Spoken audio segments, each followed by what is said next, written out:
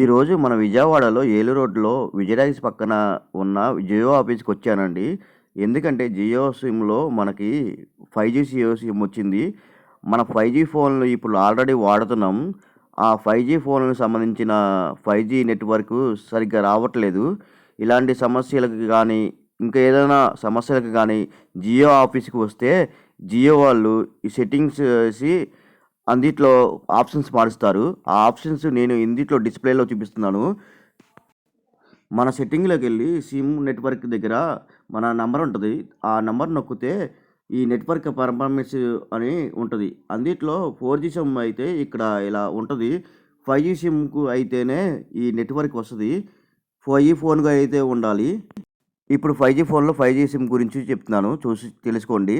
ఇలాంటి అడ్రస్‌ల కోసం మా ఛానెల్‌ని సబ్స్క్రైబ్ చేసుకోండి. Please subscribe, like and share.